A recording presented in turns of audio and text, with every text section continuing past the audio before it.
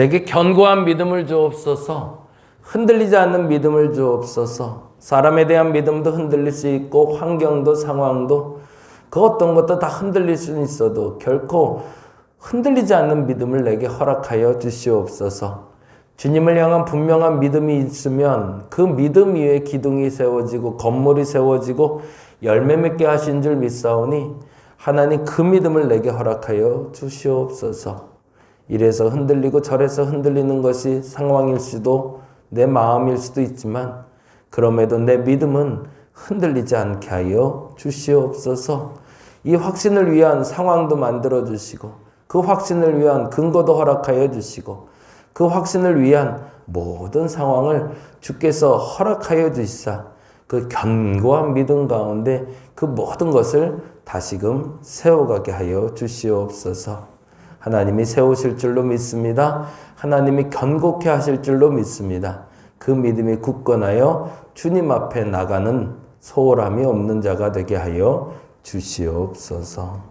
감사합니다. 고마우신 예수님 이름으로 기도드렸습니다. 아멘, 아멘. 오늘은 미가서 볼 건데요. 1295페이지 어간에 있습니다. 소선지서는 찾기가 조금 어렵죠. 네, 그래서 미리 조금 이렇게 표를 해놓고 쫓아오시면 좋을 것 같습니다. 6장 6절에서 8절까지만 우리 같이 한번 보도록 합니다. 6장 6절에서 8절.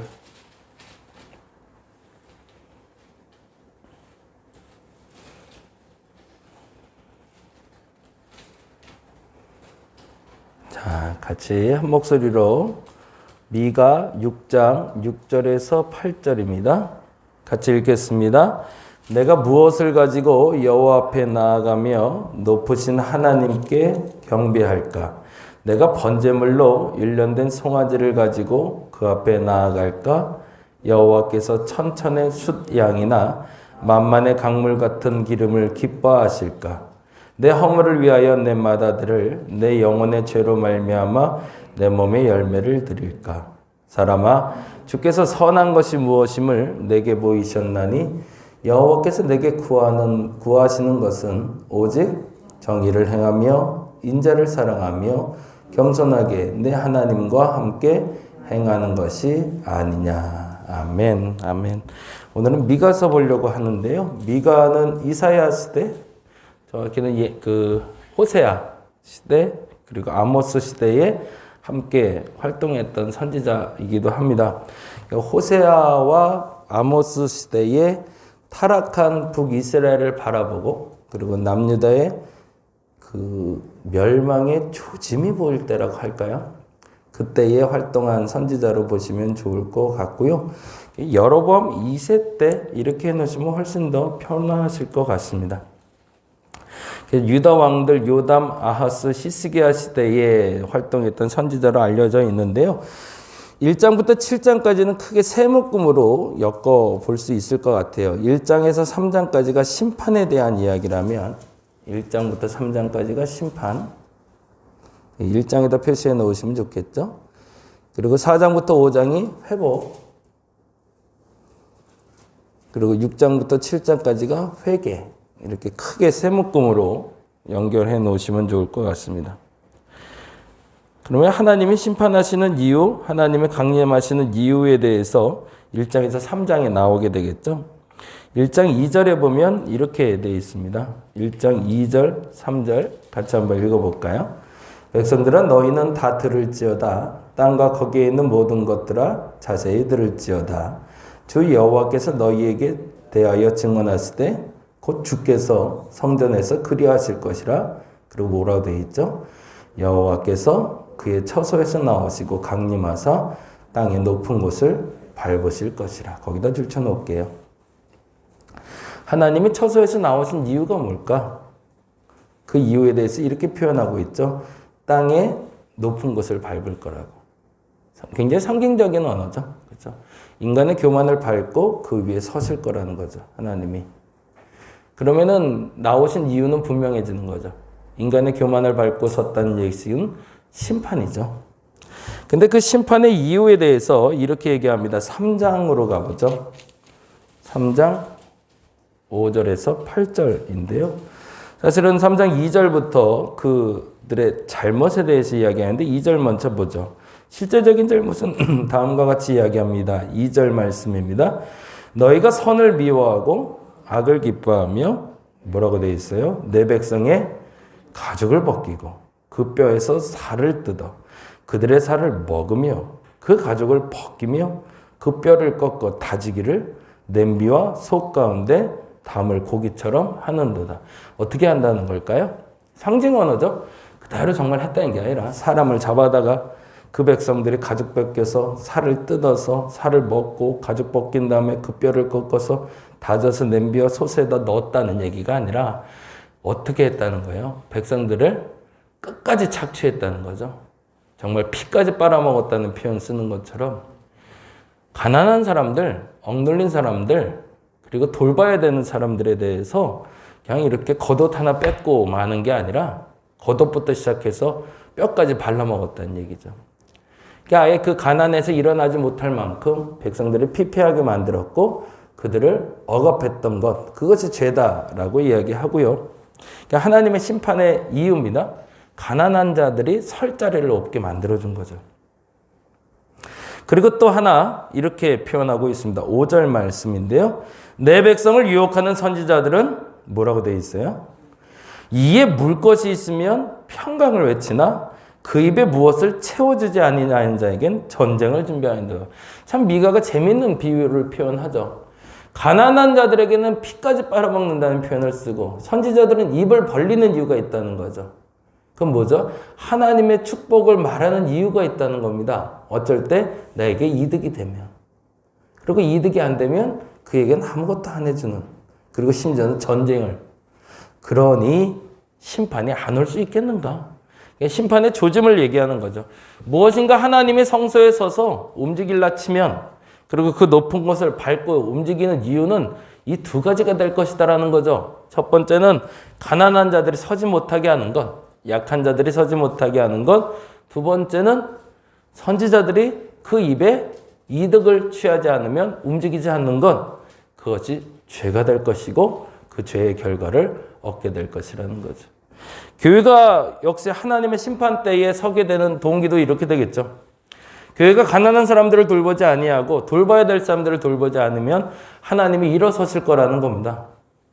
하나님의 말씀이 선포되어야 되는데 그 선포되어야 될 말씀이 그들의 이득을 위해서 선포되기 시작하면 그 교회를 위해선 하나님이 심판을 위해서 일어나실 거라는 겁니다. 그리고 나서 4장과 5장에는 그 회복에 대해서 이렇게 얘기합니다. 4장 1절 볼까요? 같이 한번 보겠습니다. 1절과 2절 같이 읽겠습니다. 끝날에 이르러는 여호와의 전에 산이, 거기다 줄쳐놓을게요. 끝날과 여호와의 전. 그럼에도 불구하고 심판은 어떻게 된다? 끝날 것이다라는 겁니다. 그게 회복인 거죠.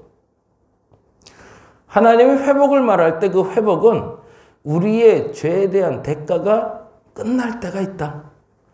그 심판이 끝날 때가 있다. 그것이 회복의 시작이다. 근데 더 중요한 게 있죠. 그 장소가 있다는 거죠. 여호와의 전. 그리고 우리가 너무나 잘 아는 단어가 2절에 이렇게 되어 있습니다. 같이 한번 1절, 2절 다시 한번 읽어볼게요. 끝날에 이르러는 여호와의 전의 산이 산들의 꼭대기에 굳게 서며 작은 산들 위에 뛰어나고 민족들이 그리로 몰려갈 것이라 곧 많은 이방 사람들이 가며 이르기를 뭐라고 되어 있어요? 오라 우리가 여호와의 산에 올라가서 야곱의 하나님의 전에 이르자 그가 그의 도를 가지고 우리에게 가르치실 것이라 우리가 그의 길로 행하리라 하리니 이는 율법이 시온에서부터 나올 것이요 여호와의 말씀이 예루살렘에서부터 나올 것입니다. 그것이 회복이죠. 다시금 하나님의 말씀이 선포되리라. 그러면 우리는 뭘 해야 될까? 그 얘기가 6장에서 7장까지가 됩니다. 그래서 6장 6절에 다음과 같은 표현으로 회복의 때에 그러면 우리는 뭘 준비할까요? 그 끝날을 준비하는 사람들의 마음은 무엇이어야 되는가? 이렇게 얘기합니다. 6절 말씀 읽어볼까요? 내가 무엇을 가지고 6장 6절입니다. 내가 무엇을 가지고 여호와 앞에 나아가며 높으신 하나님께 경배할까? 내가 번제물로 1년 된 송아지를 가지고 그 앞에 나갈까? 여호와께서 천천의 주장이나 만망의 강물 같은 기름을 기뻐하실까? 내 허물을 위하여 내 맏아들을 내 영혼의 죄로 말미암아 내 몸의 열매를 드릴까? 질문이죠. 그 질문에 대한 대답은 8절입니다.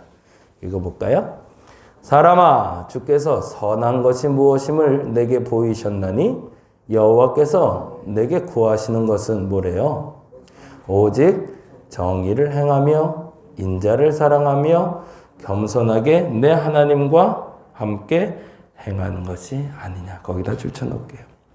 하나님이 원하는 것이 있다. 결국엔 그 회개의 길에서 그 방법을 알려주신데, 첫째는 오직 정의를 행하고, 인자를 사랑할 때는 이건 사람 인자에 몸자자를 쓰는 게 아니라 헤세드라는 성품을 얘기합니다.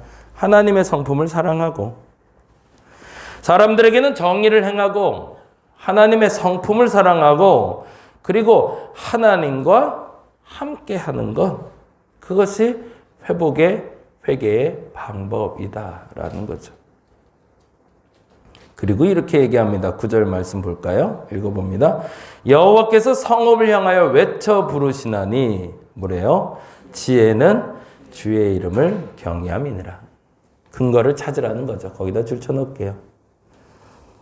잠언 이야기하면서 말씀드렸지만 하나님을 경외함이 지혜의 지식의 근본이다라는 표현을 썼죠. 그래서 우리 성도님 한 분이 전화 오셔서 하나님을 경외하는 게 뭔가? 그 질문 던져주셨는데, 하나님을 경외하는 게 뭘까? 그 질문에 여러분이 답을 찾으시기 바랍니다. 그것이 시작이라는 겁니다. 다른 말로 하면 하나님을 두려워하는 걸 말합니다. 하나님이 내 옆에 있다는 것, 지금 나와 함께하고 있다는 것을 아는 것이고요. 그분이 눈동자같이 나를 지켜보고 계시다는 것을 믿는 것을 말합니다. 앞서 기도할 때도 말씀드렸지만 흔들릴 수 있습니다. 사람 때문에 흔들릴 수 있고 환경 때문에 흔들릴 수 있고 그 어떤 것들이 흔들릴 수 있어요. 그런데 하나님이 여러분과 함께 하신다는 것에 대한 믿음은 흔들리지 마시기 바랍니다. 그 말을 조금 더 구체적으로 말씀드리면 하나님은 결코 여러분 배신하지 않으실 겁니다. 더 정확히 말하면 여러분이 하나님에 대한 굳건한 믿음이 있다면 그 믿음은 반드시 옳은 것을 행하게 만들어 주실 것이고 바른 것이 결과로 나오게 하실 겁니다. 그 믿음이 시작입니다. 하나님을 경외한다는 것은 거기에 있습니다. 하나님이 당신의 뜻을 통해서 바른 것을 이룰 거라는 걸 믿는 겁니다. 그리고 그 믿음으로 동행하는 것이고 그게 하나님을 경외하는 겁니다. 그리고 그 경외하는 사람을 통해서 하나님은 말씀하시고요. 듣게 하실 거고요. 이루어 가실 겁니다. 근데 안타깝게도 사람들이 그 결과물에 대해서 얻기 이전에 그 믿음이 흔들려 버리니까 문제가 되는 거죠. 내가 심판을 받아야 될 교인인가? 하나님께 복받을 교인인가? 결과물을 보고 얘기하자면 두 가지라는 거죠. 너희 교회가 약자들을 돌보고 있는가? 너희의 배만 채우고 있는가? 그 질문에 답하라는 겁니다. 그 교회가 하나님의 교회라면 반드시 약자들을 돌볼 수 있는 교회가 되어 있을 것이고, 홀로 서지 못하는 이들에게 손을 뻗을 수 있는 교회가 되어줄 것이고, 그리고 더 중요한 건 너희 입에 뭔가 좋은 것을 넣어주기 전에 하나님의 말씀이 그대로 선포될 수 있는 교회가 된다면 하나님의 심판대를 벗어나게 될 거라는 거죠. 근데 염려하지 말아도 될 이유가 있습니다. 그런 일을 행하고 있다 할지라도 그것에 대한 대가를 치르고 나면 하나님이 회복시켜 주실 거라는 거죠. 끝까지 인정 안 하면 결국엔 심판이지만 그것을 인정하고 돌아서고자 하는 마음이 있다면 하나님은 끝날 후에 하나님은 그것을 통해서 다시금 하나님의 말씀이 선포되게 하실 거라는 겁니다. 그래서 저는 믿습니다. 한국의 대다수의 교회가 문을 닫을 수 있다고 믿습니다. 대다수의 교회가 그렇게 될 겁니다. 대다수의 교회가 교회의 문을 닫을 것이고 대다수의 교회가 다시 문을 열 겁니다. 근데 그 문을 열 때는 하나님의 말씀이 선포될 때가 되겠죠. 이 코로나 기간이 그렇게 만들어질 겁니다.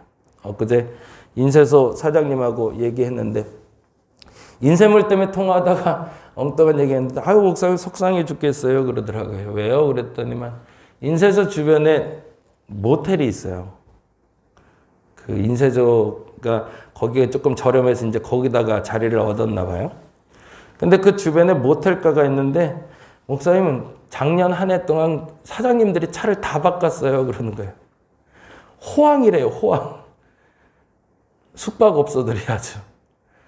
그래서 사장님들이 다 외제차로 바꾸셨대요. 그래서 요번에 뭐로 바꿨어, 요번에 뭐로 바꿨어. 다 얘기하시더래요. 어떻게 그렇게 돈을 버셨어요? 그랬더니 아우 사람들이 끊이지 않아. 그리고 또 하나는 사람들이 끊겨도 정부에서 돈을 갖다 줘 그러시더래요. 그래서 돈이 넘친다고. 그리고 그 주변에 있는 노래방들도 마찬가지. 누구를 위해서 쓰여지는 돈이어야 될까? 어떻게 잘 흘러가고 있는가? 우리 한번 점검해 볼 필요는 있을 것 같아요. 그러면 여기에 대한 반드시 하나님은 대가를 치르게 하실 거고, 물론 그분들이 잘못했다는 건 아니고, 정말 쓰여야 될 것에 물질이 사용되고, 정말 헌신해야 될 것에 헌신이 되어지고, 그래서 세워야 될 것이 세워지기 위해서 하나님은 그 성소에 서실 것이고, 그리고 심판하실 겁니다. 근데 그때에 여러분이 심판대에 서지 않기를 간절히 바랍니다. 내 양손이 지금 어디로 가고 있는가? 정말 잡아야 될 사람을 잡고 있는가? 그리고 해야 될 말을 하고 있는가? 점검하셔서 오늘 말씀처럼 하나님의 회복, 하나님의 경외하심이 온전히 서는 저와 여러분 되시기 간절히 바랍니다. 기도하겠습니다. 하나님 앞에 무엇을 가지고 나갈까요? 한 손에는 약자를 위한 음식이 있어야 되며 한 손에는 어려운 이들에게가 아니라 모든 이에게 공정하게 선포될 복음이 있어야 됩니다. 하나님 내게 그 복음을 허락하여 주시고 나눌 수 있는 양식을 허락하여 주시옵소서. 교인은 이 두 가지면 족합니다. 나눌 수 있는 양식과 온전한 복음을 우리에게 허락하여 주시옵소서. 감사합니다. 고마우신 예수님 이름으로 기도드렸습니다. 다 같이 기도하고 돌아가겠습니다. 하나님 흔들리지 않게 하소서. 하나님 견고하게 하여 주시옵소서.